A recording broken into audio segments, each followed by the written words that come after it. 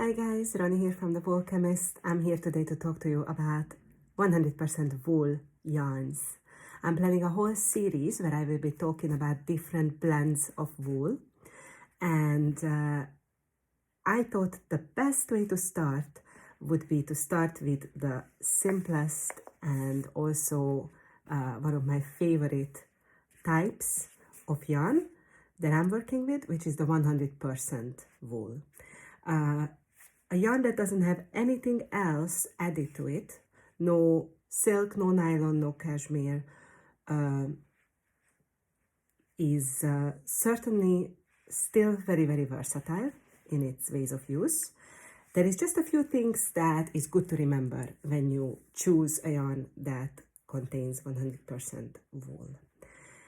I'm currently only offering superwash wool yarns in my shop, but I have been approached to maybe source non-superwash merino as well in the future. So that's something that will probably be coming to the shop soon. The main difference between superwash and non-superwash wool is that superwash has been chemically treated to smooth down the little scales that wool fibers are made up of. These are lying flat, and when you heat it or agitate it in any way, say for example putting it in the washing machine, these scales can open up and stick to each other and they can easily felt. The procedure of treating it to make it non-superwash means that the yarn will get a very, very thin coating over it and it will prevent it from felting. So non-superwash wool theoretically can be machine washed on a wool cycle. Some of the non-superwash wool can even be tumble dried. Despite this, I always say, and I also put it on my labels, that I strongly advise you guys to always just hand wash your beautiful hand-dyed wool items, regardless of the blend, because you put a lot of effort and a lot of work into creating these projects, and you don't want them to be then felted or ruined by choosing the washing cycle or the temperature wrong, or accidentally leaving the spin on and you get a child-size felted little jumper out of your beautiful item that you worked weeks and weeks on. So despite the superwash in the name, I still strongly recommend you guys just hand wash, gently squeeze, and lie your item flat to dry. So superwash wool, I personally think superwash wool can be used for absolutely anything apart from socks. I won't recommend using 100% wool yarn to make socks, simply because socks are the items that you use most. They go through a lot. Being on your feet, being squeezed into shoes and slippers, you stepping on them with your whole body weight all day long, it gets agitated so much that felting has a much bigger chance than with other items, for example, a shawl that you just drape around your neck and just walk around in. I always recommend for you guys to pick any blend that has at least a little bit of nylon in it, because that synthetic fiber will give the wool that extra added strength when you use it for socks. Apart from that, go ahead and use wool for absolutely anything that you're making, be it a hat, a neck warmer, pair of mittens, jumper, sweater, cardigan, skirts, dresses, baby blankets, absolutely anything. So I will just show you a few of the skeins that I dyed on 100% superwash wool. I have just one skein currently, which is not merino but polwart. This is a different breed of sheep, and despite the micron count being a little bit higher, it's still just incredibly soft. So this is a very special sheep, the polwart, and I made this skein using that wool simply because I really wanted to try it, and I'm actually super happy with it, so it might come back in the future. But the rest of my wool that you can find in my shop is always going to be 100% merino. There is a little number that you will hear from me a lot, and that's the micron count of the wool. My wools are 19.5 micron, and that is basically the lowest micron count commercially available on the market in the UK.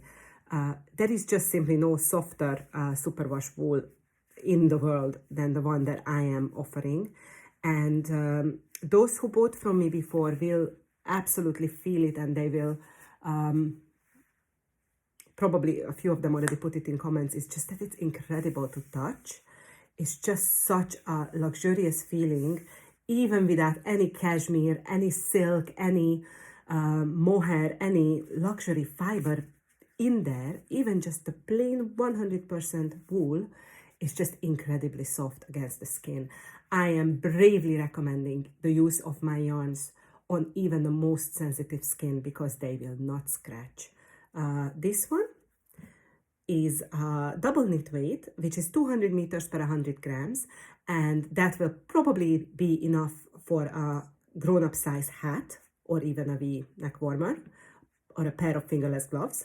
Two of them makes a set, so these are also double knit, and you can see that they are smooth and they are very, very saturated with color.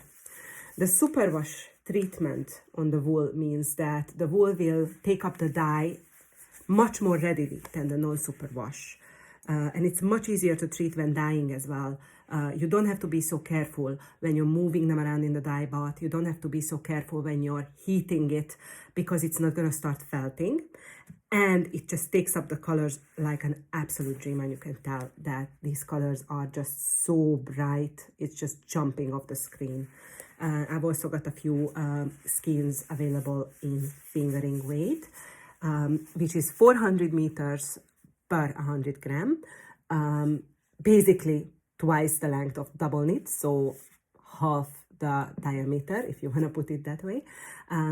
I would recommend a use of about a 3.25 millimeter knitting needle or crochet hook for the fingering, whereas the double knit can be used with easily used with a 4, even a 5 crochet hook. The fingering is gonna be enough for a shawlette. One skein is enough for a nice smaller shawl that's just around your neck. It's definitely enough for a hat and neck warmer set. I actually knit myself a hat, neck warmer, and a pair of short fingerless gloves using just one skein with a little bit left. So it's actually a lot of wool considering. And then if you have two, you can then go ahead and look for a really pretty pattern for a large shawl of any shape, or approximately medium large size grown up ladies top can be made with using just 2 skeins of fingering weight wool. But then there is always the fade technique, which means even if you don't have 2 or 3 balls of the same color, or if you bought from a indie dyer, and as you know, they're never the same, even if they've been made in the very same pot like these have, they're not going to be identical. I always recommend that you guys switch the skeins every 2 rounds or rows, or use fade techniques to go from one ball of wool to the other, where you just alternate your 2 skeins in every couple of rows. Or there is these lovely patterns that you can do where you go 1 row with the first color, 1 row with the second, 2 rows with the first color, 1 row with the second, 3 rows with the first color, and so on.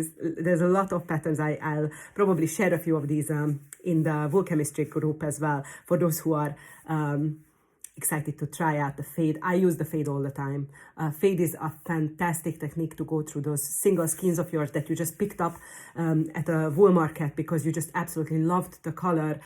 Complete impulse buy. You had no project in mind. It's sitting there in your stash. You have no idea what to do with it. That's the thing that you can do with it. You can pick out colors that complement each other, like, for example, these two, which just be gorgeous together. And just make something, not necessarily stripy. Stripy is not the only thing that you can do with 2 different single skeins. Fade them into each other beautifully. I will show you guys a couple of those projects, maybe recommend a few patterns as well under the video in the comments later on. So yeah, that's superwash. I am in love with superwash wool. I love using it for everything. It's really not that sensitive. It's not hard to care for at all. It warms you in the winter. It's not overly sweaty and hot in the summer at all. I have summer tops made of 100% wool that I just love to wear. They're never too sweaty at all in the summer, because wool is a natural fiber. It breathes. It lets your body breathe and give off moisture. So absolutely fantastic wear all year around. Don't just think wool is only for the winter. It definitely isn't. Yeah, so 100% merino, Jolly Joker choice, really soft, really natural, fairly environmentally friendly, and you can just rest assured that all the wool that I'm dyeing always comes from sustainable sources, and I'm always offering nothing but the highest quality, softest, lowest micron count wools in my shop that I would be happy to wear. So if you have any questions about properties of wool, about microns, about yarn weights, pop it in the comments. I'll be very happy to chat to you guys all about wool.